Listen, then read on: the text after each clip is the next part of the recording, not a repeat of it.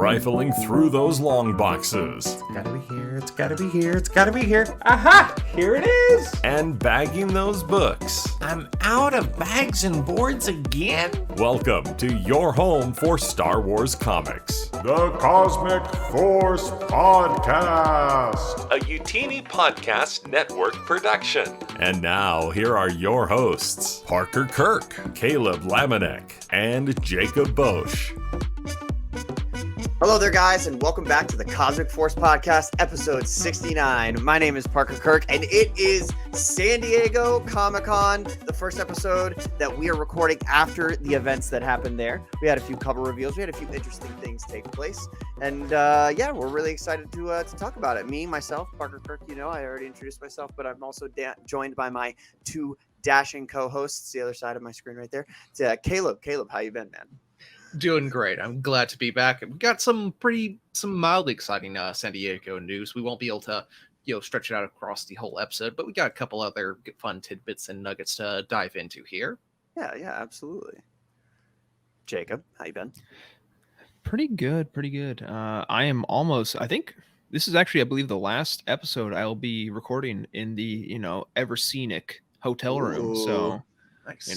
excited to move back to my regular life, away from the undisclosed hyper rural location I've been this summer. But it's been good. It's like the Midwest. It's like you're getting out of the Sarlacc pit and you're like going back. Pretty much, yeah. No, it's me at the beginning of Book of Boba Fett, crawling my way out. Yeah. No armor, unfortunately, but hey, now that came up and randomly we get to talk about that for a second because I sidetracked. Have you seen the whole with the Patton Oswalt describing that? Oh yeah, from Parks and Rec. Or is it Parks and Rec? It's Parks and Rec. That's what it is. Well, it was Patton Oswalt, but yes, he was in Parks and Rec when he does his filibuster of the. Yes, I think it was his episode 9 pitch. I think it was before The Force Awakens came out. Yep. Yeah. No, he's like, and Boba's hand reaches out of the gnarled remains of the Sarlacc pit or something like that. The fact that they did that like shot for shot in the Boba Fett show. That made me. You kind of have to. You can't like how else are you going to show? They're not going to show him like striding out, walking out, that sort of thing. Like well, that was the easiest thing. Like you have to do the dramatic, like Terminator, like hand out sort of thing. Yeah. 100%.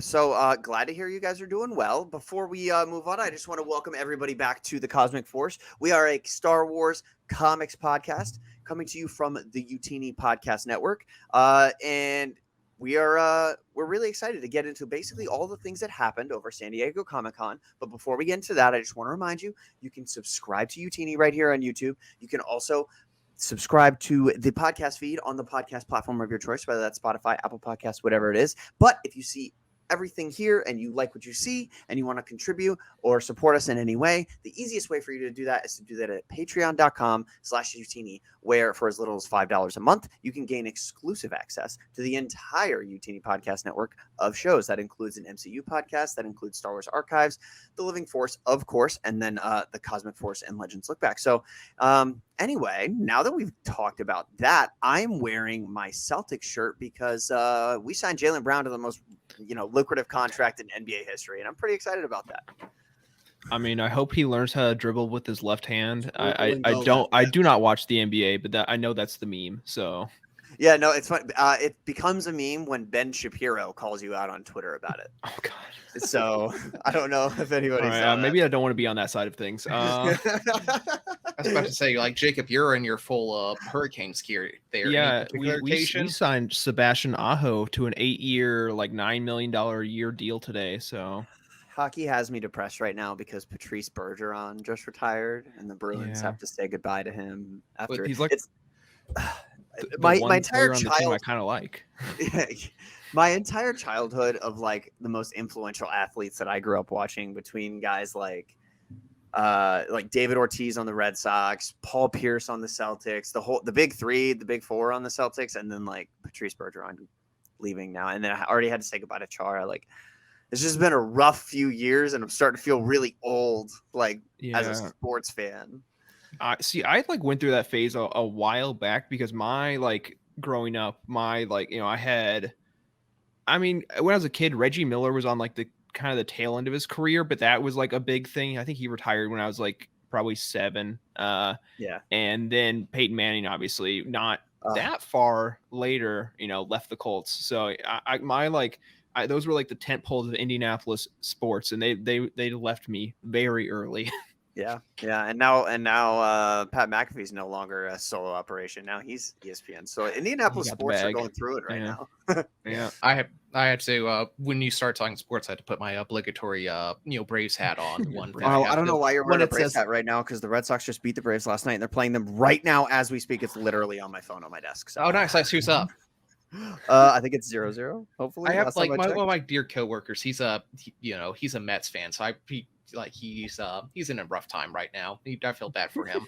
I just want all of the podcast viewers to know how much it takes for a nationally televised Red Sox game to be on, and Brian Bayo is pitching, and I'm currently reporting a podcast instead of watching. So just know that's how in this I am. I'm in it for the long haul. Good. But good stuff there. Good stuff there, guys. Now let's talk about the stuff that people are probably here to listen to us talk about. San Diego Comic-Con just happened, and that's like kind of a big deal. There wasn't like a ton of Star Wars comics news, but like there wasn't no Star Wars comics news. Yeah, we're kind of in an interesting spot where we're just like right before a storm, pun intended, of content is coming with like the High Republic Phase 3. So like there's not that much to reveal. Like we know what's coming for almost the rest of the calendar year as far as comics and books and stuff like that go. So I mean, it was mainly cover reveals. We got some like interior art from a few things, but it was pretty relaxed San Diego Comic-Con. You also have to consider that we're not that far removed still from London Celebration. So right. But I mean, we'll get into it a little bit, but we got a few cover design reveals for the High Republic, and I think they look pretty great. Yeah, no, they were sick. So the High Republic being like, would you consider that to be like not the flagship? Like I know obviously there's other series coming out right now, but I feel like that's the one everybody's into. So to see covers of those, that was pretty cool. Yeah, I mean it depends on who you talk to. I think like the corner of the fan base I'm in, they are very much into the High Republic. I think people still get excited a good amount for the main timeline event series, and we got another one of those coming up right very fast. And yeah, but then you have like the things like Darth Vader is still like the best-selling comic book. So like it just kind of depends on who you're talking to about these kinds of things. Okay.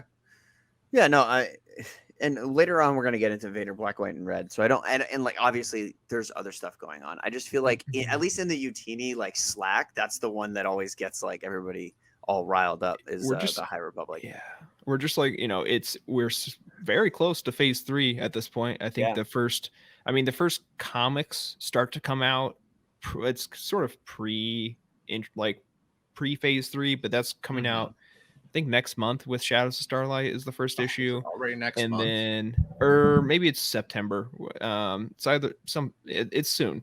And then the first novel is Eye of Darkness. I can't. The George Mann one. That's November. With Hunk Jack Marchion Rowe on the cover. The most attractive Star Wars character I've ever seen. I don't know. But yeah. No, I'm excited. Phase 3. So I did this with Phase 1 where I just binged it all as soon as Phase 2 was right around the corner. So I think it's time for me to do Phase 2 now that Phase 3 is right around the corner. I stink at waiting. So I do better when I like the Netflix approach where it's like you just knock it all out. I just knock it all out at once. Yeah. I think that's pretty exciting. A pretty exciting opportunity, I guess, for Phase 2, because I know a lot of people, their main issue was just like things being delayed or storylines being stretched out, partially because of delays, but also partially just because of like how things were paced, where you have the Battle of Jeddah starting in like last November and wrapping through all the way to like 3 months ago. So I was going through. Yeah, it's like maybe having like a condensed like reading schedule will help with that, because there are some great stories. So it's just some of the like behind the scenes publishing kind of things that got in the way of the phase for a lot of people. 100%. Yeah, I made like halfway through phase 2. Like my last book was like the one I listened to was Battle of Jeddah. I just haven't gone back through. I haven't like picked up any of the other books, but like the first ones were pretty good. By everyone I've talked to, especially here on the team, has said, "Oh yeah, the last half is actually really good. It's when it finally wraps up and all the it all starts to add together." So I'm excited to finally get into that, but that'll be a couple of weeks before I pick that back up, I think. Yeah, like the last two books, like Cataclysm, or it's not. I hate that they have two books so similarly named. Yeah. Cataclysm, the High Republic book, and Path of Vengeance. I think most people consider those to be the best two books out of the phase. Okay. So Okay. it ramps up. I'm excited about that. I started Path of Deceit, which I started it. And by started, I mean I listened to the first 15 minutes a few days ago. So I've started my binge, and hopefully, maybe even by the next time we record, I could be either very deep in phase 2, or who knows, maybe I'll be done. I caught a lot of flack in the Youtini channels about how fast I listened to books. Corey almost fired me. Yeah, well, I mean, I know people online in the Star Wars fandom that do 3x. So, I mean, it could be worse. I talk fast as it is, so I think I'm able. I don't know if that's like something. I don't know if that should be something we continue to encourage here, Parker. Yeah, I talk too much. It is what it is. That's why I'm on a podcast. I'm literally doing. I just like, hey, I need a forum to go talk a lot. But since we're talking about that, things were like, what have you guys been reading lately? Like since the last time we recorded, like even outside of Star Wars, what are we doing? Caleb, what are you? Well, that's. Yeah. As I talked about, like I think last time we talked, I finished off book 2 of the Mistborn. I'm doing the next book. I'm not sure if I wholeheartedly recommend it, but I'm having fun with it. It's called Dungeon Crawler Carl. It's really dumb. It's really dumb. It's about humanity gets attacked by, essentially wiped out by aliens, but they turned the entirety inside of the earth into a massive like 18-floor like video game dungeon. And then like the farther you go down, the better rewards you get. You have, it's really dumb. If you've ever watched anything like Sword Art Online or any of those other sort of like, lit RPG sort of things, it's that. But as one of my good friends described it, it's like junk food. It's like literary junk food. It's like, it's tasty. It goes down easy. It's just like 10 hours for the first book. It's not very smart. Like it's not like high fiction where like, oh man, all these characters have super in-depth motivations, but it's fun. It's dumb. He blows up a lot of things with Goblin TNT, and that's a lot of fun. So yeah, that's funny. So the way you described the fact that it's like sweet and easy and sweet and goes down easy is. So I caught a lot of flack when I was in like middle school and even still into high school, because I was still reading like, remember the Diary of a Wimpy Kid books? Yes. So I read those pretty like until I was pretty old, but it was because I used them like as palate cleansers. So as I was making my way through like the Inheritance cycle, the Aragon series, and like other like fantasy stuff with a lot of names and a lot of characters, I would read like a Diary of a Wimpy Kid in between. It would take me like a day, and it would just be like a break for my brain. And, that's exactly. I said, like, after like all 30-40 hours of the of Mistborn book 2, I'm like, let's do something dumb. Let's do something very light. I like that. Jacob, what have you been up to?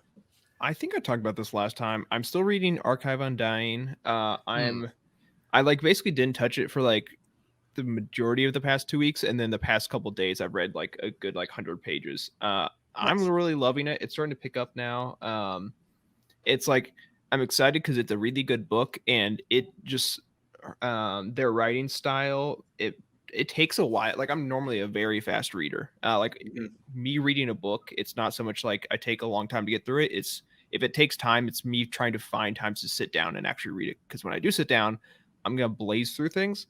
Their writing style it's a good thing, because like I want to enjoy it more. It makes me read much more slowly, just with like how they write. But it's like I also like I want to enjoy it. I want to take my time, but I also want to like get to the next thing because Inquisitor Rise of the Red Blade came out and I have not opened it yet. So I have it right up here waiting for me when I am done with Archive Undying. But yeah, no, I've been really loving that book though.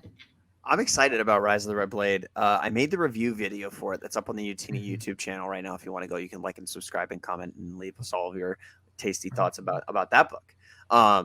It's one of the first books in a while to get a grade of incredible from the Youtini review team. So I just love Inquisitors in general. I'm a real sucker for. It's like got everything in it that I like in a Star Wars book, which is like prequel era. Love the prequel era. Someone turning to the dark side. I love Inquisitors in general. So like that book's got a lot in it for me, and I'm excited to tackle that. Yeah, there's one other thing that it's not happening soon, but I'm afraid it is sneaking my way onto my TBR. Another non-Star Wars thing, and that is One Piece.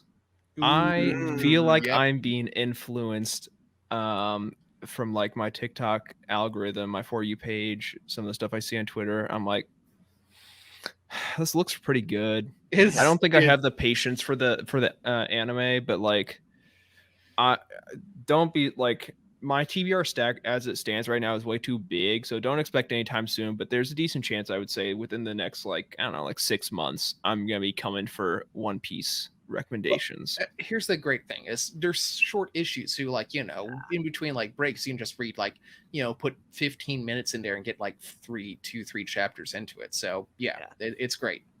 I think it does a really good job of being that like palette cleanser that we were just talking about a little bit ago. You can read whatever you want and maybe read a volume of One Piece, and it's good. I just watched a couple episodes over my lunch break today. So, and to compare it to Star Wars, it's also nice because like it's been set like arcs. So even though there's like 1,000+ chapters, like you don't have to read all 1,000 chapters to get like the story. Like you just read 50 chapters and like, oh, that was the finish of the arc. Yeah. 100%. I'm a big fan of the way that it's so definitively broken up, because sometimes you run into animes like or manga, I should say, where like arcs are pretty well defined in manga, but sometimes you get ones that are more jumpy between two different storylines. Like 2 arcs will be just varying between 2 different major storylines. These are almost like completely independent, at least in my experience so far. And I'm only on Whiskey Peak right now, so not very man, far. you are about to really hit it off. It's about to get great. They just got to the Grand Line. Like I'm super excited. Well, Jacob, you could just wait until the live action show comes out at the end of from what I've seen, that seems like a bad idea. I'm sure that's not going to disappoint anybody. Exactly. All of those live action adaptations have had universal acclaim. So exactly, Cowboy Bebop, like Demon Slayer, Attack, all these are great live action shows. Like everyone, everyone feels about them the same way. Yep, they happened. The Death Note one happened. All right, so I'm glad you guys had such a good time reading over the last couple weeks. I've done a little bit of reading too, and I think this is going to kind of be something we spend a little bit of time on. I want some advice from you guys. So over the last couple weeks, I finally finished Jade War, and I think I mentioned it on the last show that I was about to finish it. It was fantastic. It's amazing. I went ahead and acquired. I bought the 3rd book in that trilogy, Jade Legacy. I'll keep you guys posted. I haven't started it yet, but from what I hear, it's the best one out of the trilogy, and the first 2 have only gotten better so far. So excited about that. I also, as far as comics go, I didn't read any Star Wars comics, but I did something I've never done before, and I read DC comics, and I read Batman, because I've read one season. I read Batman Year One. That was the only Batman I'd ever read. But I read Court of Owls, and like that was fantastic. Scott Snyder, holy cow, man. So I spent a little bit of time going through, and like the art in it's funny. So I brought this up before, how I'm mostly a Spider-Man reader. And I've read a whole bunch of Spider-Man. And so moving from the art style, the presentation, the writing style and stuff like that of Spider-Man and diving into Batman, it's like blue pill versus red pill. Like it is very, very different. The tone being so dark, the dialogue being pretty heavy. Like it's like a lot of Batman is pretty dialogue heavy, and Scott Snyder has done a really good job during this particular arc of showing like Batman the detective, and like it's really there's amazing action scenes and stuff. But like God, the writing and the dialogue is so incredible. So I had a really good time with that, and I think the next Batman arc I'm going to move to is going to be I might just read The Killing Joke just to do it. Because I've heard it's really I saw the movie, but apparently the movie is like doesn't really do the comic justice because of how much they couldn't show on screen. And then also, I think they changed a lot of the plot points there and added. Because they couldn't. From what I understand, it's because they couldn't show on screen the stuff that actually happened. But I'm excited about that. It's pretty gritty and dark compared to all the Spider-Man I'm used to. But what I was getting at earlier when I said I need you guys' help is Star Wars comics. So I've told you guys before. I've read, Darth Vader 17. I've read the Lando miniseries. Obviously, we're gonna get into it a little bit. I just finished the Vader Black, White, and Red. Where do I go next? Like, do I start Afra? Do I finish where I'm at with? Oh my God, Jacob, I have a list. Okay. Oh boy. Because so we've been talking a little behind the scenes about like it's been great talking about Yoda. It's been great talking about Black, White, and Red. Eventually, we're gonna need Parker to talk with us about some other comics coming out currently that are series that we'll have to work our way to them. So I made a list, and I think it's going to be a little controversial. It is a catch up that I think honestly anyone can use. But it's a catch up list to get you kind of get you to the Dark Droids, the where we are right now of Star Wars. And I'm interested to hear Caleb's thoughts on this because I do think it's not going like I made a controversial decision. We'll get to it. I will post this list in Discord if you want to join our Discord, and I'll post this list in Slack, obviously, for Parker's favor. We're starting off the reading order with Vader 2015. I don't think that's the hottest take. Okay. Yeah. This while it is 25 issues, I believe. There's a crossover with the Star Wars series called Vader Down. I recommend reading that. Okay. And then I also recommend after that reading the first Dr. Aphra series. The Dr. Aphra series picks up more or less where the Vader one lets off. It kind of honestly is like a weird sequel situation where Aphra is in the Vader comics, she leaves, and then she does her own thing in this series. This includes also a crossover with the Star Wars series called Screaming Citadel. I recommend that.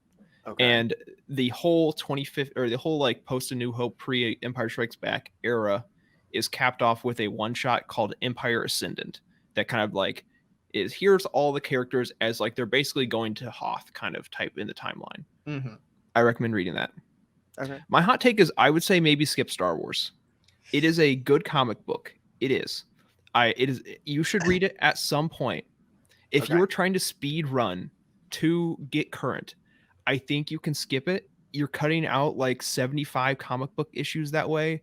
And the 2020 series does not rely on it in the same way that Dr. Aphra relies on its previous story. Okay. That makes sense. I'm interested to hear what Caleb thinks, but that is my hot take because otherwise you are going to be spending a long time getting up to where you would want to be. I'm not saying don't read it. Just maybe go back and read it later. Like, my God, that is a hot take. My initial gut reaction is like, oh, you should probably just read all of Star Wars, then go back and read all of Vader. But now that you're saying that you need to like suggesting to cut Star Wars out, like gut reaction, is no, don't do that. But now that you justify it for like a better term, you're right. I think you can probably put that on a back burner. It's a really great series, but it really develops the whole Leia, Luke, and Han trifecta and like their character arcs and their character stories together. And then when Vader, then Star Wars 2020 comes out, post Empire, well, one of those two is kind of out. So like it maybe feels a little better because the first couple issues they're really dealing with the loss of Han and then having Lando trying to step up. But you can immediately just go into the 2020 series. I'm trying to think if there's really anything like honestly the the Lando one shot that you've already read, the miniseries there already is kind of like the perfect lead into the 2020 Star Wars series. So since you've already done that, you can probably just go straight into the Lando series. Like there's some are straight in the Lando series. It's Star Wars 2020 series. It's Lando's kind of like one of the main players there. I feel like you do need to read that through, and maybe you could do the opposite and maybe not pick up Vader. Like Vader has some really, really good arcs, but with War of the Bounty Hunter and Crimson Reign and Crimson Dawn, like those are a lot of like very interconnectedness, so it almost feels like you just have to read it chronologically, like just go by and see when it was all published. Like that's one way of doing it. I would like, not to step on your toes, Jacob, you're the one with the actual list, but I feel like it might be better just to pick one series, read it all the way through to current standing. Okay. I like the idea, and also it's a relief, to be honest. Because I mean, right, it that's literally like does 75 half the issues. amount of issues that you have to read to get to 2020. Okay. Yeah. Because Okay. it's like Afra, Vader, and the crossovers together is going to put you at around 70 issues. Okay. So 40 issues of Afra, a couple annuals, 25 issues of Vader, and then a few more issues with like crossovers. It'll be around 70. Yeah. So yeah, Caleb was getting into a little bit of 2020 recommendations. I Hold on, have just thoughts. Okay, real all right, quick. sorry, Just up to the previous series, I will also highly recommend the Afra series a lot, the 2016, 2017 Afra series, if only because like Star Wars is the 15 series is really good, but it is, I don't know, for like a better term, generic Star Wars. You get very classic Star Wars.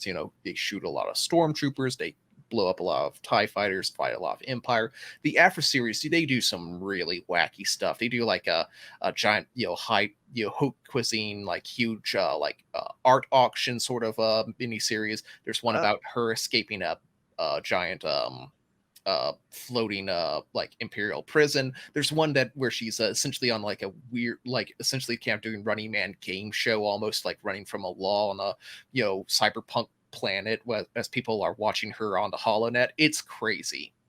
Okay. Like Afra has if some really great standout moments. Afra definitely has a higher concentration of wackiness, if that's what we're going for. Star Wars does have some crazy wackiness too, as we get Yoda in a flashback arc where he deals with basically Lord of the Flies. If Lord of the Flies was set on a force sensitive crystal planet, it's weird, or like Crystal Mountain planet.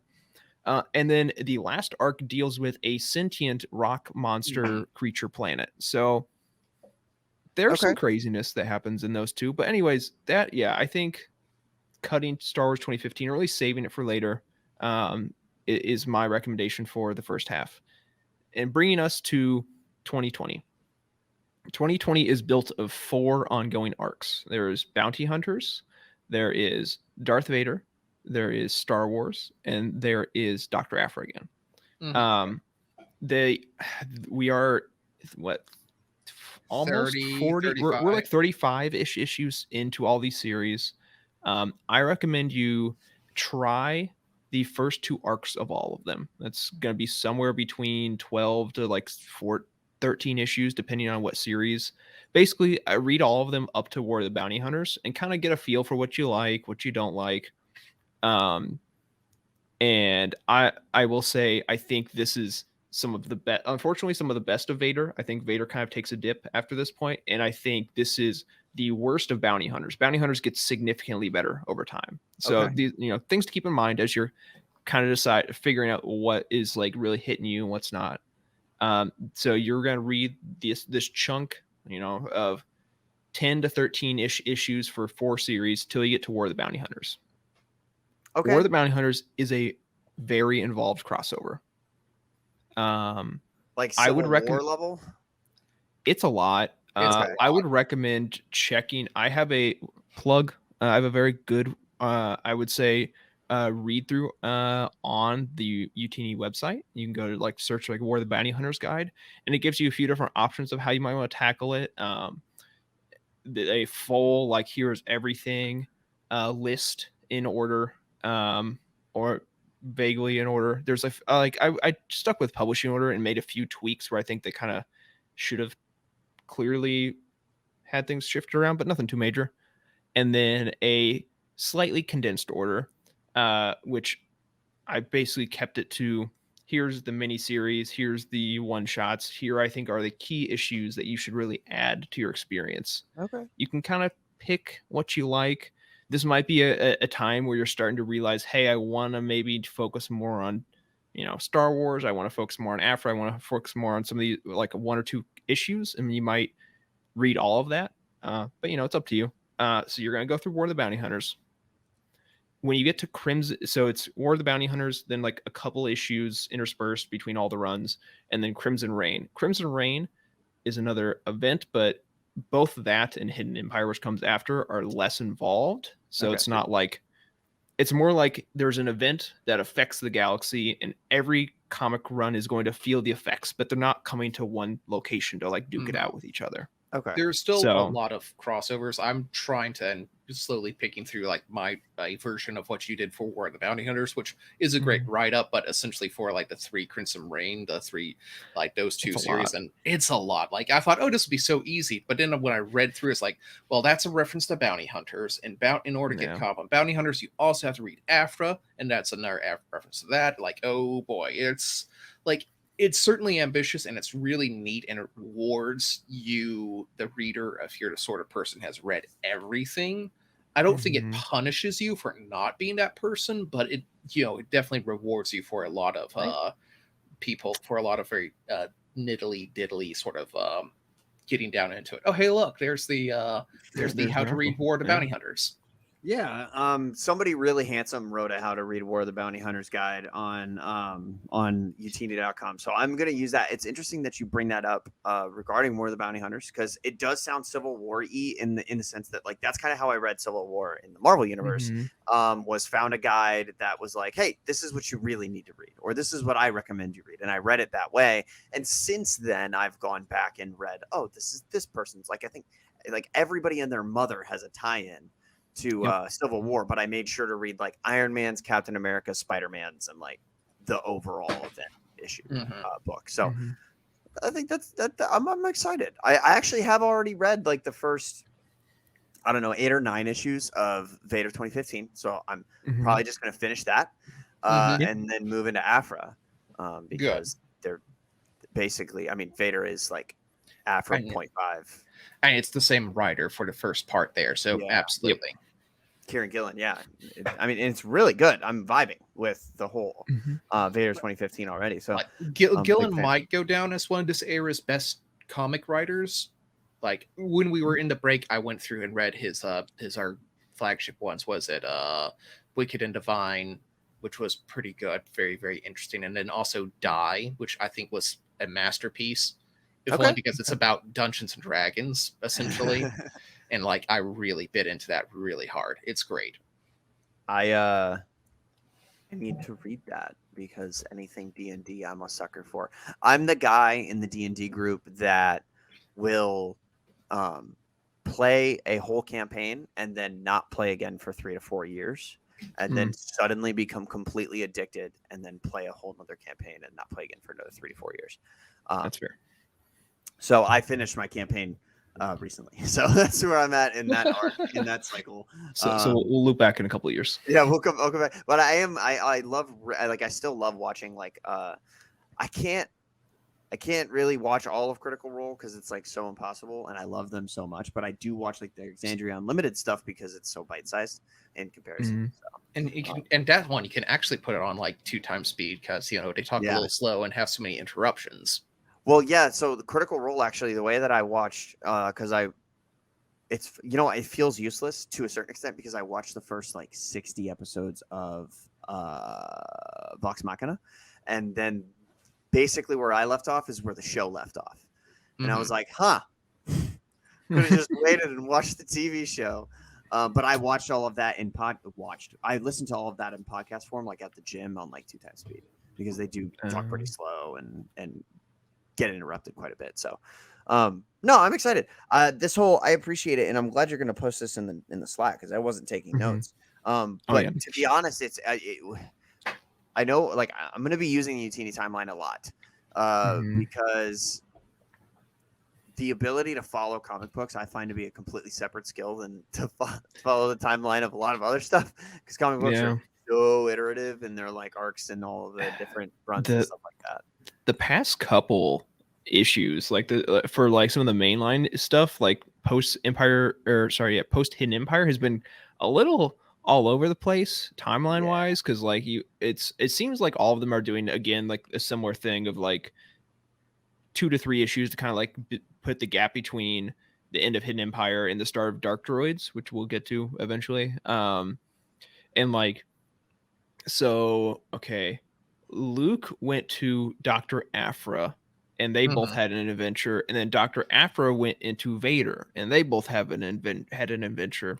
Okay. Except so it was like timeline wise, I think the way it worked was like the Aphra issues with the adventure of the two of Luke and Aphra came first, and then there was a couple Star Wars issues after that, and then the Vader crossover with Aphra kind of maybe overlapped with the Star Wars. It was but like they were not released that way. It was kind of confusing. I mean, like it didn't really matter. It's kind of like I feel like Star Wars fans have a bit more of a stickler for like timeline stuff, where it's like Marvel will be like, oh yeah, like in this big event we just like killed Bruce Banner, but Bruce Banner is like not even like around in his own series right now. Like it was Civil War 2. It was like they're like, yeah, we killed Bruce Banner, the Hulk, and then we're like, Bruce Banner has not been Hulk for like 2 years. Yeah, no, and you know what? It's interesting too, because I've been doing a lot of research and fallen down the YouTube rabbit hole for the DC universe, and it feels like they're even less married to timelines and stuff like that. It's just like, hey, we wrote a cool book, here it is, there you go. And I mean, there's a lot of different, and of course, a lot of different comics publishing entities go through the like, oh, we're going to rehash origin stories and stuff like that. I will say that one thing is cool about DC, like against what I just said almost, is like everybody kind of agrees that Batman Year One is like his origin story. And that's what we're sticking with, at least for the foreseeable future. They even redid the art and stuff like that. At least until someone has a better idea. But, you know, with DC, at least their fingers always over the big old reset button there. So, you know. But it was so weird because it hadn't been for so long. Like you had like Crisis in like, like the 80s. And then it was perfectly fine until like 2011. And they're like, beep, blow it beep, up. And then like a couple years later, like, that was a bad idea. We're blowing it up again. It's interesting. I think they're gearing up for another one, aren't they? Right? I fell off DC a couple years ago. Yeah, I mean, movies, like that's a whole nother conversation. But like, yeah, I was a pretty heavy Rebirth reader, and then I fell off basically around the time Bendis came over and like took away what was, I think, one of the best Superman runs of all time. That sucks to hear because I love Bendis in Marvel. I don't know. I don't honestly like, I didn't read enough of it to like have an opinion on what he did, but like he came in and they're like, we're going to give you everything Superman, and there were like some pretty good runs going on at the time. I was like, oh, okay. And like they immediately, like the first thing he did was like, hey, John Kent, this character you love, I'm going to yeet him into space with Jor-El, who's, you know, somehow alive. And I'm like, oh, so okay. My best friend Ricky, and he may listen to this, so hi Ricky, but he sends me, and he knows that this is the relationship. He sends me an exorbitant amount of recommendations with the faith that actually eventually I typically get to them. Like he's been telling me to watch and read One Piece for, I mean, a decade basically, and finally I started like a year ago. He's been telling me to get into Batman for forever. And he was like, when you read, just start with the New 52, Court of Owls. It's right at the beginning. It's super good. So I'm doing that too. And I actually just texted him the other day as far, because he's my DC buddy. Like he uses my Marvel and I use his DC. Allegedly, don't prosecute me. So he was, I asked him when I was reading Batman, I was like, oh, okay, cool. And then I randomly saw someone post something about Blue Beetle and the movie coming out. And after that, and I texted him, hey, is this the first movie in the new DC universe? And he was like, to the effect of like, I don't know, but I don't think it's James Gunn in the universe. And it's like, I can't wrap my head around the DC's execution of their setting up their new cinematic universe that they're resetting for the 700th time and rebooting, and they announced it so in the future, and then keep releasing movies that don't pertain to it. That I'm like, I don't know. Do I want to go see? I want to go see Blue Beetle. It looks really good, but like, does it matter? Probably not. It's I don't know. Marvel. I blame Marvel. Shot from like 2012 or whatever, 2013 of like, here's our next 7 years of movies I feel like has ruined they pulled it off. Like it's like pretty close to what they ended up happening, but like everyone's like that. Okay, well that made them like $1 gazillion. What if we did that? And it just it takes you have so to be much to do that. It's a machine, and if you do not stick to the machine, you're going to suddenly be rebooting yourself every 5 years and sign on actors and then not actually use them. It's a mess. Well, even the actors in Marvel, like it's such a machine that the actors in Marvel come in, do reads, and they're like, I don't know what movie I just shot. I don't know who I was talking to. They just told me to deliver a line, and if I did it wrong, they would say, be meaner, and they would do it. Like when Captain Marvel, when Brie Larson was brought on for Captain Marvel, she had to shoot like 3 different movies at the same time because Captain Marvel was so integral to the whole Infinity Saga that like she was like, I don't even know what movie I just shot. I just know that they needed me to be angry in this one. So or like their contracts would be like, you sign on for 5 movies over the next 10 years and we're not going to tell you what they are because we don't know yet. We don't know yet, and we don't know when they are. Hopefully your schedule fits. So but anyways, so back to comics. I appreciate the recommendations, guys. I'm really excited. Like I said, I'm going to finish Vader 15. I'm going to move into Afra, and then we'll see where I am there. And I'm skipping Star Wars because why would you read Star Wars if you want to get into Star Wars comics? Doesn't make any sense. Lame. Exactly. Like everyone knows Luke is the most overrated character ever in Star Wars. And honestly, like the second arc gives Han Solo a lightsaber. Like, what kind of non-canon BS is this? Like, what are they doing? There's a hut that walks. Oh yeah, he has abs. It's gross. No, abs. That's Gracchus the Hutt. That was later. Yeah, I'm talking about Gracchus. You're thinking of Boku. Boku the Hutt. Yes, abs the Hutt. Yep. Yeah. You'll meet him eventually. Okay, he's shredded. Yep. It's ridiculous. Well, I am excited. I read the first couple episodes, or I always say episodes. I'm talking about comics. I read the first couple issues of Star Wars, and it was good. I like the art. Yeah. Like the art was good. It's fun to see Luke in his yellow jacket, but read the first couple arcs. There's a couple of highlights, but you catch back on it when you got time. Yeah, I mentioned it in my video I made about the Foundational 5 of Comics, Youtini Foundational 5 of Comics, and we bring up Star Wars in that, and the art's really kind of the selling point on that for me. I forget his name. If somebody said it, I would know, but he describes it. The words he used were junk-like, and I was like, I remember making the video being like, that's perfect. That's the perfect way to describe this art style. It's super cool.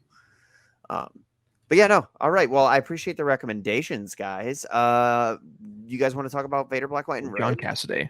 John Cassidy. That was I was like, John Cassidy. Yes. I want to say like Kirkham or something like that. That's a writer. That's like, no. But yeah, Vader, Black, White, and Red issue 4. The last issue came out. Yes. This week as we're recording. So we get the finale of the Jason Aaron story, and maybe I was Nostradamus with predicting that that dude was definitely dead. I don't know who came up with it. Yeah. I think your words were, he's very, very, very dead. And he's very, very dead. And so good job. Good job. Yeah. So that's hard shut down. Part 4 out of 4. So essentially, to give you a brief recap for those who weren't following along, Vader completes his revenge against the son of the man who made him. And yes, you called it. Sin gets killed by Vader. Pretty brutally. He essentially leaves him out for like these lava leeches to devour his body there. So very kind of almost poetic, because that's what Sin tried to do to Vader when he shut him down. So despite Vader's nonchalance, Sin was like at the end was like, yelling and shouting like, "I almost got you. I came the closest." Do you think Sin here, the kid here, actually had a shot? Do you think he was actually the closest we've seen to Vader being taken down? No. He was doing all right. I mean, Like he did, like a solid 7 out of 10, I think. I think the problem is we've had, especially in the past couple of years, we've had a lot of people get to this point. To it's like the classic like villain hubris moment where they're like, "I got you," and then he just like, And "Nope." now I'm going to monologue. Yeah. So it's hard. Like if this was curved, like if we were doing like college curves, like he might it'd be the bad situation if he scores very well, but everyone scores very well, so he kind of gets dragged back down to like a C. Yeah. Mm-hmm. Yeah. Exactly. I agree with that. I loved the monologue. I will say, like the "I am no man's son," which if you're watching on YouTube, the classic. panels up on screen right now. I loved that. He just seems super like we always talk about Vader being OP. That's how he felt, like in a really cool way. It is almost his line here almost feels like a reverse of what was it from Lord of the Rings Eowyn. I'm no man, like I'm no man's son. Just kind of like yes, that is literally correct. And it took me thinking like, oh yeah, I guess he didn't have a daddy. That is kind of how that happened. So as I read this, I was like, holy crap! Is all of this stemmed from Anakin Skywalker having some serious daddy issues? And then the one father figure he had, the first one at least, being killed within a month of meeting him. Yeah. And maybe I think we just figured it out, guys. Someone call Freddie Prinze Jr. Tell him we actually figured out Star Wars. Yeah, we have it on lock. Is it bad that when I saw you post this panel in Slack earlier today, the only thing I could think of was like the crab rave? No, it's not bad. I get it. It's good. It's good. Yeah. So he gets picked apart by these things. It's wild. It's pretty classic Vader. Pretty brutal there. So just as Jacob said, really no survival for him. So all right, but we do got two other stories to jump into. Next one here is The Inhabitant by Steve Orlando and Paul Davidson. Vader must purge a micro hive mind from his system before it destroys his body. How do you guys feel about this one? This was kind of interesting. Like he goes to nearly abandoned planet, and the vast majority of it is him just sitting in a bacta tank as this virus tries to take over his brain and eat him out from the inside there. Certainly my favorite art of the entire issue. There's some really good moments in there. Yeah. Yeah, and I'm gonna throw a lot of the panels on screen, or at least some of my favorites as we talk about it. So, but I loved the dichotomy. Oh, excuse me. I love the dichotomy of we're sitting in a bacta tank, but also fighting for our lives at the same time. Super good. I don't think I don't know what it is about Vader Black, White, and Red, but we tend to like dreams and dream states. I think already we had the fever dream, and then we also had and then we also had this the peach one. This one it was like a kind of like a more nefarious version of the Superman for the Man Who Has Everything. You know what I'm talking about? It was a JLU. It was a comic book first, then there's a Justice League Unlimited arc where it's he has the little thing strapped to his chest, and it's keeping him locked in with this this dream, except for the thing that Vader's locked in here is someone trying to kill him. I think it does kind of fall into the trap of Vader wins because Vader's strong and Vader mad. It's I was I mean I can understand him being able to expel the this microbe out of him and winning in that sense, but then it's now he's I'm going to you cover the planet, I'm going to go take you down. I'm oh, okay, all right. Yep. So the representation of him beating the biome was interesting. I like the way you brought that up because in my head I was this whole scene theoretically, and of course we're telling a story here, so we got to make it Mhm. cooler. Theoretically, could have been like 3 panels of him in a bacta tank using the Force to extricate this thing from his body. Which, to be fair, we kind of get at the end. We just get a really cool story. But the fact that like if we look at it, he gets into a huge fight and ends up doing this. It's pretty cool to see the physical representation of a conflict that was mostly mental. Yeah. No. Overall, I think it was like super solid. Yeah, and like I think some of the best art of, which is crazy to say because we've had so many great examples throughout these past 4 issues. Outstanding. Yeah. Yeah. Like, I do feel like it can play us into the themes we talked about of like, this, organism was like, I've infected your body here, so I'm going to destroy your body. Again, not knowing that he, is like super powerful in the Force. So it's again, it's a kind of a fun dynamic of that, of seeing someone who thinks, oh, I've gotten Vader beat here, but no such luck. One thing I did also like is at the very end, like he sends his purge troopers down, but he sent them down with like Bacta, a great healing solution, and just like douse the entire planet in Bacta to disinfect the entire thing. It's like when you hit the zombie with like a healing potion in an RPG. Exactly. And like, in the very last panel, it shows like the stormtroopers out there with these huge, like, 40K looking like, tanks on the back, just like, lawn carrying away the entire planet side. And I thought that was a really fun, like, like image of the troopers with the big tanks there. Do you think that every time Anakin, Darth Vader person sits in a bacta tank, he thinks about how this is the one thing that could have given him that father figure? Because Qui-Gon probably would have survived. Because like didn't Qui-Gon miss back to where did I see this? I just saw this the other day for the first time. I'm probably citing someone else's content, but they were like, yeah, didn't Qui-Gon miss Bacta by like 30 minutes? I don't know. Like Bacta, and it's like where it shows up in the timeline's always weird, because in KOTOR, the first one, you had like a weird side mission with like Kolto, which is like proto Bacta.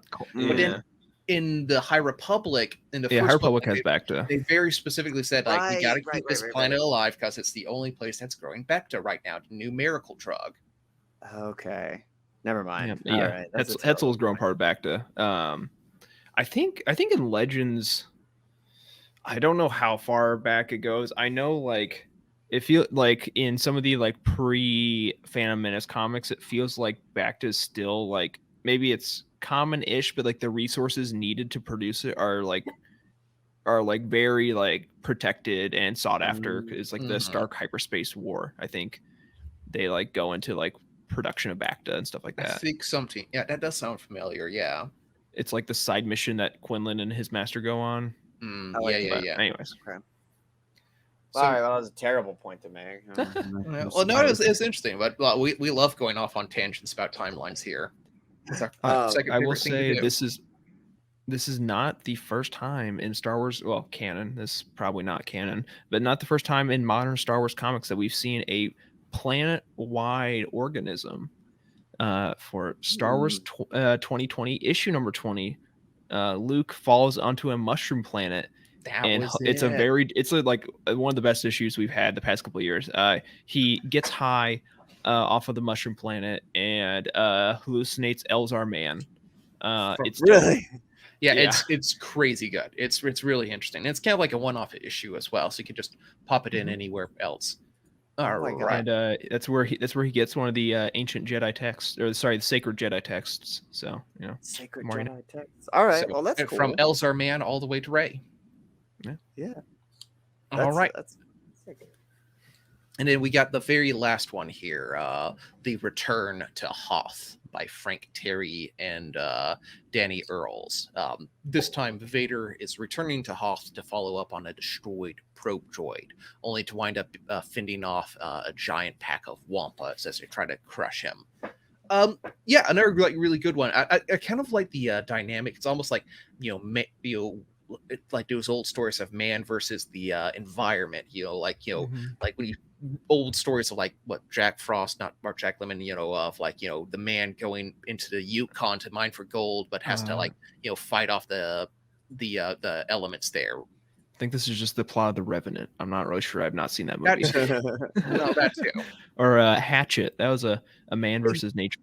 Exactly. It's one of those ones, except half man, half force-powered rage Sith Lord versus giant fuzzy creatures. This was I don't know if this did much for me, to be honest. It was like Yeah. visually cool to see, and it's like, oh man, Vader's like, he got like swiped by a Wampa, and it was like, a nice like inversion of where he normally finds himself, where like he was like, it did a good job of like portraying him like actually kind of like feeling like he was in danger and like seemingly a bit worried, which you don't normally get from him, even when like he is on the back foot. So that was kind of cool. But it's just like, especially like reading like this on my phone, it was the kind of thing where I was like, oh Yeah. Okay.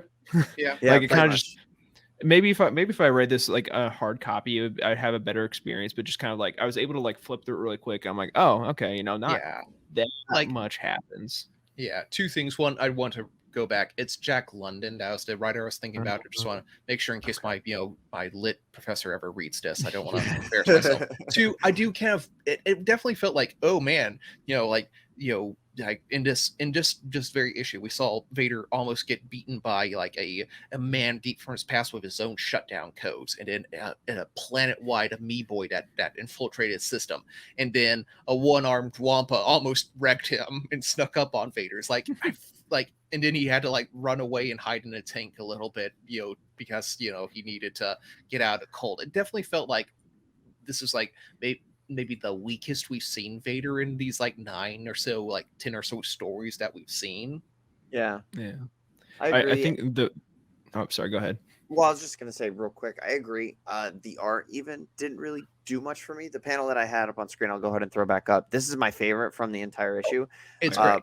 But to Jacob's point, as I was reading it, so as I read these comics, I'm on my iPad and I screenshot the panels that we want to pull and throw on the show. And I finished the comic and realized I'd only really screenshot this one. And I was like, okay. So for me, like that's kind of a litmus test of like, oh, was the art like super up there for me? And I ended up reading most of it without screenshotting any more panels. But I like this one. This one's like, the sky is gorgeous. Yeah.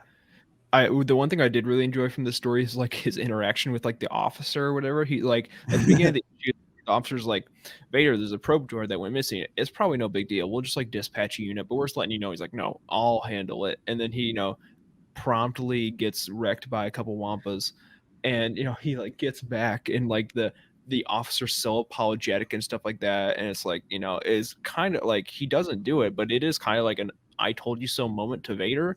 Which, normally we only see like the Emperor doing that, and Vader, just classic, takes him out, and it's like, oh, he kind of does. I told you so a little bit, right? His last few words are like, "I did say," or "I did warn you." And like Vader was obviously not in a good mood, not like he's ever in a happy mood, but I think he was in a really bad, really dark place there. Even worse, like can't believe these one-armed like Wampas almost took me out. Now, speaking of one-armed Wampas and all like that, this is a weird pull here, but while I was reading this, I couldn't help but think of the hunt level. Do you remember the very first Battlefield 2 one, like for PlayStation 2? Battlefront, where you could like play as like creatures and stuff like that. Yeah, there's hunt modes on certain maps, like one you could play Jawas versus Stormtroop, or Tuskens, or Gungans versus the droids. But on the Hoth map, you could play Wampas versus Rebels. That's so like one team would be a bunch of rebels with all the blasters, and then the other one was the Wampas who would come out and like one shot every soldier that they came across. I remember that being a lot of fun. I like that reference. I hadn't thought about that game mode since the last time I played it. So I mean, the like, let's be real. If you're booting up the OG Battlefront 2, you're playing Assault on Mos Eisley. Like that's of all the heroes. Mos Eisley. Yes. Also, just you're playing through 501st. Like that's God, that have you seen the memes about that where it's like my mom and dad are in bed and meanwhile I'm in the basement getting taught about the atrocities of war by the 501st Legion. Being an 8-year-old on Christmas Day, we all knew what we were doing when we walked to the Jedi temple. Like, oh boy, like I'm not going to be the same after this. No. My big things for Battlefront 2 was assault on the Mos Eisley level, so you can play as all the cool like heroes. And my favorite thing was, or one of the fun things I love doing was doing Chewie with like the remote control rocket. And like sitting far away and shooting it and piloting it through the cantina. Like I'd like sit like half an hour trying to get that down. And then the other thing was playing in the space battles, except for not actually doing a space battle. I would just take like the shuttle or whatever troop transport, because it would become a mobile spawning point. So you could just fly that. Yeah. Go to the enemy capital ship, land it, and then continually spawn characters with the time bombs and just chuck them on all their like internal components. So you know, I remember that the map that I played the most of was definitely Kashyyyk, because my brothers and I would all try to be whichever Mandalorian. I think it was Jango. You could play as on that map, and we would just platform hop all the time. And we would try to we were trying to do like trick shots and stuff like that, while also flying around and stuff. I just love that was such like a large map, and like on the like Republic side, you had like the big base, so you could just like stand up there with the sniper and just pop them as they're coming across the beach. Yeah, no, it felt like the movie. Like it felt like pretty cool. Yeah, there's a lot. What a game! Great maps. Like, oh man, I'm trying to think. There's a Galactic Conquest mode too, where you could have like two people against each other, like on a giant almost risk board, like conquering systems. Yeah. Funny you mentioned Battlefront 2 ahead of its time, because you describing trying to fly the remote control rocket through the cantina. You if that was nowadays, you could just put podcast audio on top of that and put it on TikTok. Yeah. So I think the game that would been a little ahead of its time. Yeah. That would do numbers. Yeah. As long as like the loop, the edit on the rocket is looped well enough, I think it'll do pretty well. Exactly. Big fan of that game. Big fan of Vader Black, White, and Red. Issue 4 kind of brought, I think the strongest of the stories, in my opinion, was the first one, the hard shutdown, the finality of that. Just seeing the finality. Jacob being Nostradamus and calling, making, that's such a hot take, and getting it actually confirmed was pretty cool. So the cool thing with this, now that this is over, if we've had the single issues, I think I mentioned it on the first episode where we talked about this. They are coming out with a treasury volume, which is a slightly larger format. I think hardback. I don't think it's like a standard trade paperback. It's a little bit more expensive than your typical trade paperback, but they did all of them for the standard Marvel Black, White, and Blood. So. I think the final order cutoff was just this past weekend for that, because I saw it. I love my comic book shop. They every weekend or every Friday they're like, here's all the things coming up on order, and it's on a Facebook page, and you just buy that for me, Oh, that's how cool. I get variants that way, as long as they're not like a 1 to 25 variant or like an incentive. Like I can just be like, yeah, I want that B variant. Yeah, I want that one. I want that. The really dangerous thing is it's a Facebook like. Yeah, and they post omnibuses in there, so it's like $100 gone. Oh my god! It's like when Amazon put buy with one click on the Kindle store. Boy, that was bad for me. That was bad. But hey, I get like a discount, so it's all right. 10% or $10 off every $100 spent, I think is what it works out to be. So okay. Around about 10%. Just think of all that money you're saving with that. Yeah, I save so much money by spending so much more money. Exactly. I've learned in the last couple episodes that Caleb doesn't like sales, because between Prime Day and your $10 off 100, he was like, "Think of all the money you're saving." Caleb is not a fan of the fallacy of saving money. Caleb, how many D&D books did you end up getting for Prime Day? I don't know if we ever followed back up on that. 0? Okay. Wow. 0. Really? Yes. I'm the anti-consumerist of this group here. Apparently, I looked at them and I'm like, but these are books I won't actually read though. So they would look good on a shelf, but 0. That's me, Caleb, the anti-consumerist. I'm like, I'm the opposite to Eric on the Living Force. He's Mr. buy all the Funkos. I'm like, Funkos are dumb. He's like, I already Those spent guys my don't next look- 3 paychecks because it is what I it feel is. like Eric's even cooled down with him a little bit. At least like Yeah. Toy Talk, like the channel hasn't been too crazy. I'm gonna loop this around to Star Wars comics actually. I don't collect the vintage collection very much because there's just so many of them. Yeah. But I have the Afro one from a couple of years ago. I'm like, it's comics. I like it. I Yeah. bought it on sale at one point, and they put out they announced a Black Chrysanthemum based on like the TV show, obviously. But Okay. it's like, hey, I'm counting that. They announced a vintage collection one for him a couple months ago. I'm like, oh, that's sick. I pre-ordered it. Well, then for Comic-Con, they're like, there's another one.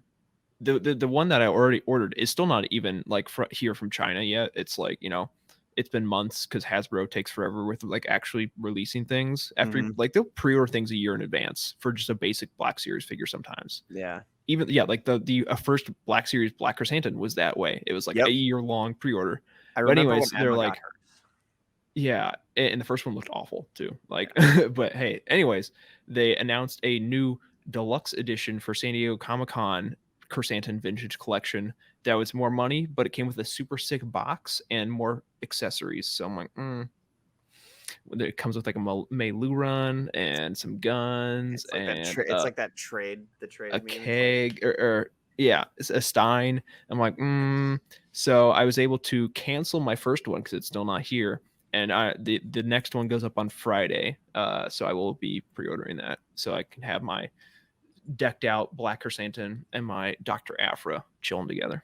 Congratulations. That's gonna be sick. you. I saw when you posted that in Toy Talk today. So if you Mhm. haven't looked at that, everybody go look up the Black Yeah, Chrysanthemum. if you haven't looked at this, by the time you hear this podcast, it's sold out. Yeah, So- It's too very late. true. That's but check Hasbro Pulse just in case. You never know. But the it's probably gone. perils of recording in advance. All right. Well, I mean, so there's just a couple other things that we gotta get to. There was also a one shot that came out over the last couple weeks.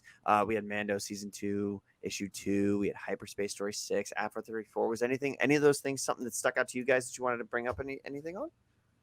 After 34 is a pretty fun issue. I was kind of mentioning earlier, I think, that this is the last of the like Luke and Afra crossover. And it was a very fun kind of like whenever they get together, it's a very fun time. You'll see it when you get to Screaming Citadel. It's like Afra's chaos mixed with like Luke being like just like baby girl, like little little innocent boy kid.